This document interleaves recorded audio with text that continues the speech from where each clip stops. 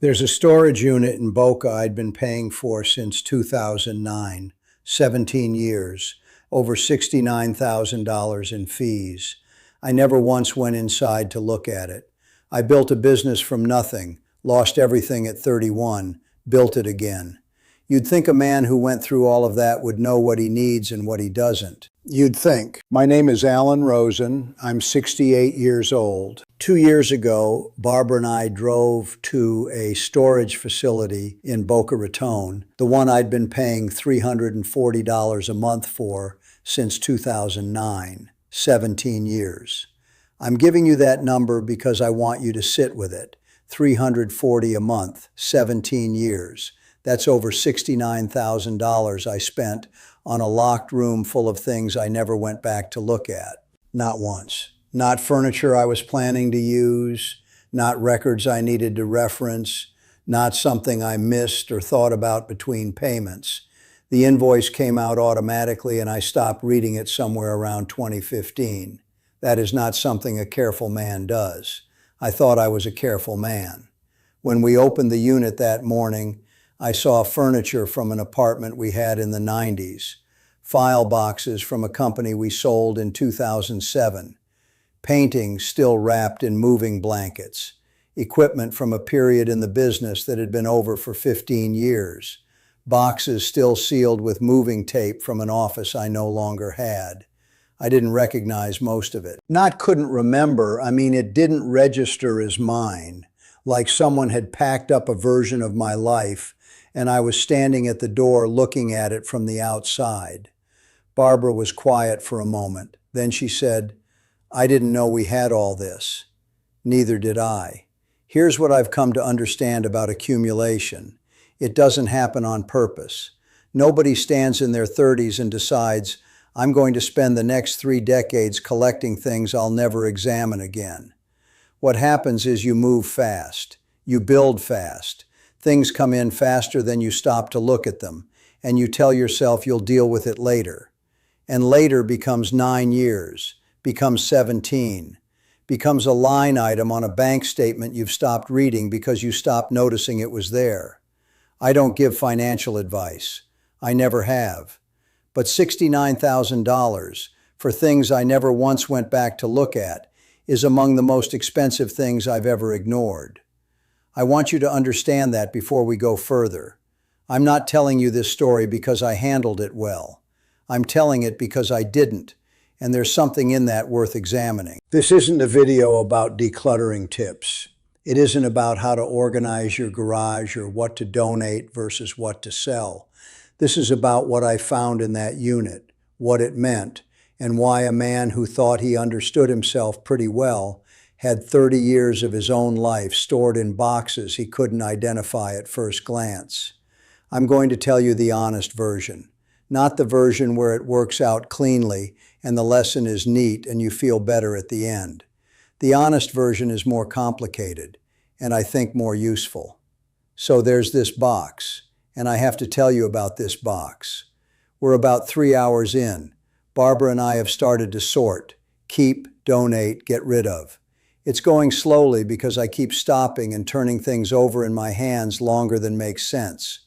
Barbara is more efficient than I am. She always has been. She asks me one question, gets my answer, moves on. I ask myself 100 questions and stand there while she stacks another pile behind me. She hands me a box, small, an office paper box with a lid. My handwriting on the side, just a date, 1994. I didn't remember writing it. I didn't remember what was in it. I opened it inside a manila folder with papers from a deal that fell apart in the spring of '94. A deal I'd spent 8 months building that dissolved in about 4 days when the partner on the other side decided to take his piece and disappear. I was 35. We'd been coming out of the worst financial period of my life. Not bankruptcy, but close enough that I know what bankruptcy feels like from the outside. That deal was supposed to be the turn. The moment I knew we were clear, it wasn't. Under the folder, a letter, handwritten, from my father. He'd written it the day after the deal fell through. I'd called him from a payphone. I was in Cincinnati, which is a detail I haven't thought about in 20 years. And I don't remember the conversation, only the feeling. Like being back at zero when I'd worked so hard not to be at zero anymore. He wrote me a letter on his good stationery, mailed it to the house. I stood in the storage unit and read it. My father came to this country with nothing. He rebuilt completely. He didn't talk about it much. He didn't feel the need to, and he didn't think talking about it served anyone. But he understood what it was to lose something and begin again from the bottom. And what he wrote, without making it into a speech, without telling me what to do, was just this: I know what this feels like. Keep going. That's all. I had saved that letter in a box, sealed it, and paid $340 a month for 28 years without knowing it was in there. That was the moment I understood what the storage unit was actually about.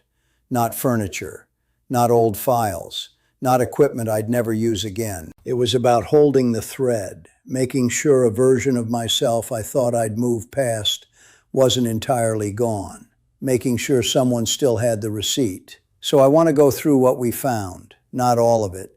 It took us 3 full weekends, and not everything merits your time.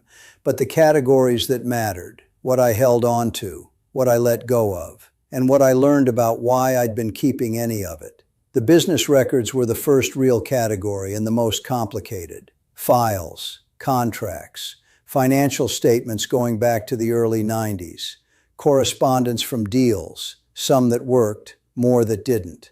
A significant portion was administrative material that should have been shredded years ago. Someone I was paying should have made sure that happened. It didn't. But there was a subset, maybe 2 boxes out of 12, that I held on to in a way I couldn't immediately explain. Not because anything in them was still useful, not because I'd ever need to reference them, because they were evidence. Here's the thing I've thought about more than I expected since that weekend.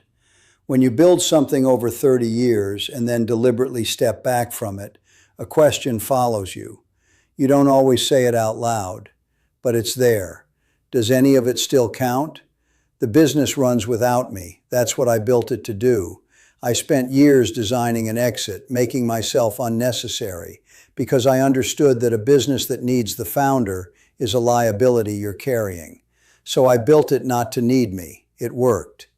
But runs without me looks a lot like doesn't need me. And I want to be honest with you. Some days those two things feel identical. Not most days, but some. The files were proof that I'd been there, that it had existed because I built it before it learned to exist without me. I kept 2 folders, one from the very beginning, the first document from when I knew something real was forming, and one from the sale of the second company, which was the moment I knew we'd made it past the point of going back to being broke. Everything else I shredded. The machine overheated twice. It took most of a Saturday morning, which felt appropriate. I'm not going to tell you it felt liberating in the way those things are supposed to feel. It felt more like, okay, done. This chapter is documented in 2 folders and in my memory, and that's sufficient. Some things don't need a physical form to be real. Barbara came in during the shredding.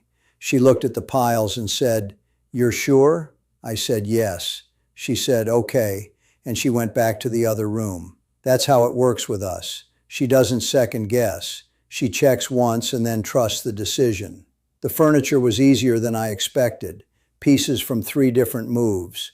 A dining table from the first real house, the one in Boca before we moved to the current place. Some chairs. A sideboard I'd loved and then somehow forgot I'd loved, which is a strange thing to discover, to pull something from a moving blanket after 15 years and feel recognition you didn't know was still there. Most of it was in good condition. I'd always wrap things carefully when we moved. I was careful about protecting things, sometimes the wrong things, but careful. Barbara found an organization that places furniture with families in transition. They came with a truck, took almost everything in a day, and that part was fine, not emotional, just practical. That table is in someone's dining room now. It's doing what a table is supposed to do, which it wasn't doing in a storage unit.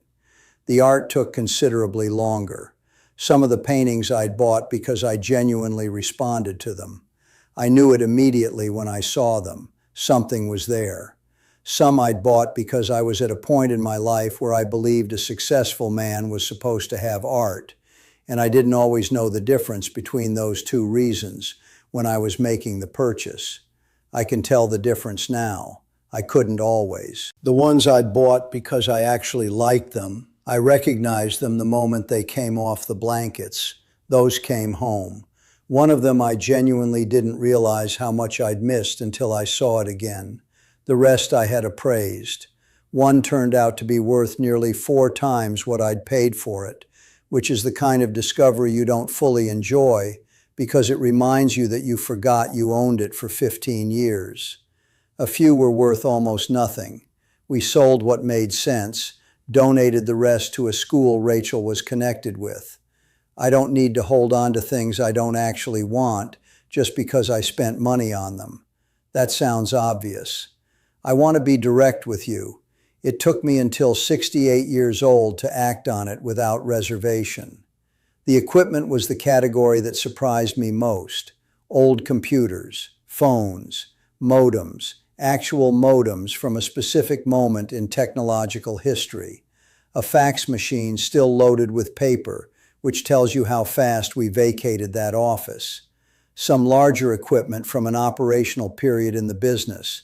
Equipment I had to stand there and reconstruct the purpose of before I remembered what it had been used for. And what I realized as I went through it was why I'd been keeping all of it.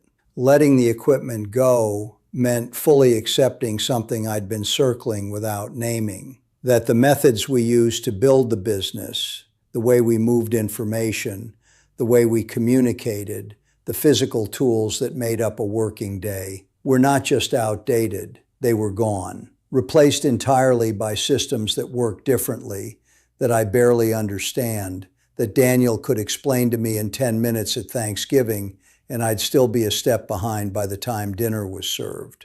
I mentioned this to Daniel on the phone, actually. I was telling him about clearing the unit, and I described the computers, the modems. He was quiet for a second, and then he said, "Dad, some of that stuff is older than I am." He wasn't saying it to hurt me. He was just being accurate, which is something his generation does without thinking about it. There's a version of pride that holds on to the old way because the old way was your way, because the old way is what worked, because somewhere in letting it go is the suggestion that the person who made it work is also behind you. I threw out the fax machine. The computers went in the next truck. The larger equipment I found a man who does salvage.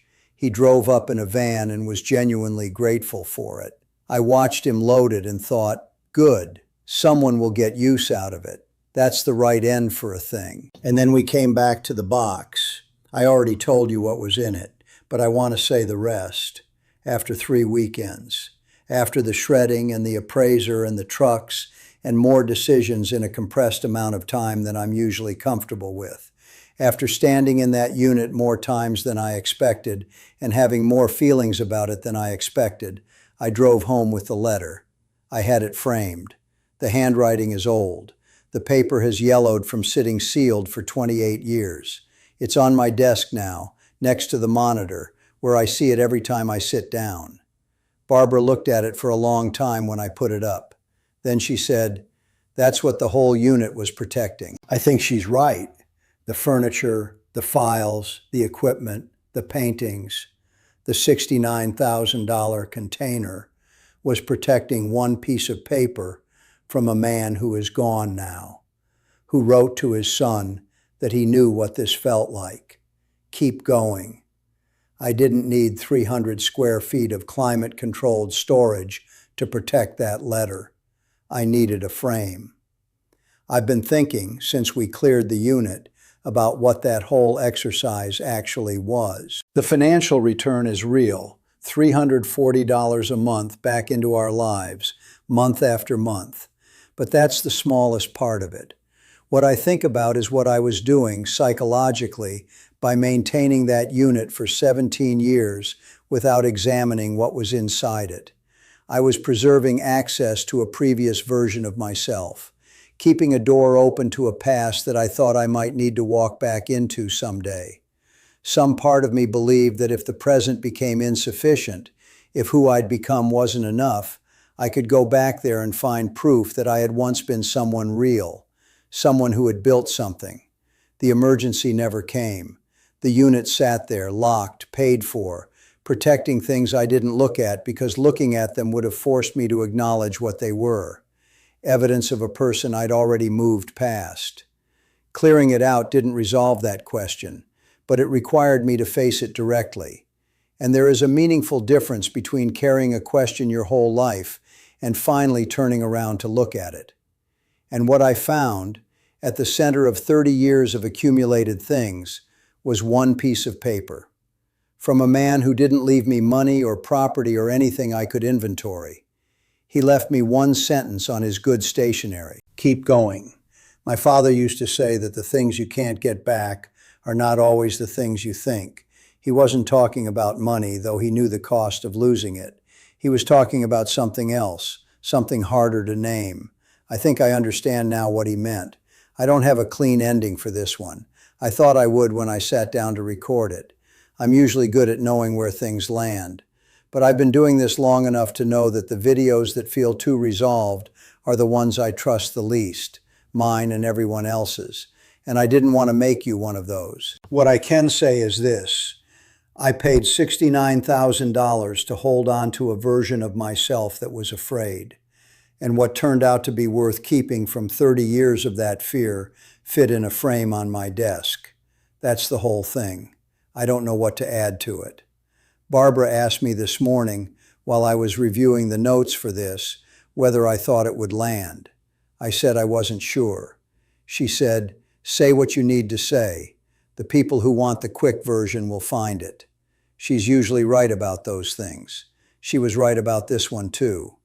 Tell me, is there something you've been holding on to that you can't quite explain?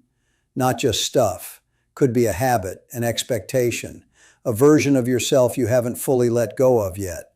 Could be an actual box somewhere you haven't opened in longer than you'd like to admit. Leave a comment. I read all of them. And those conversations tend to be more useful to me than I usually let on. If this landed for you, hit the like button.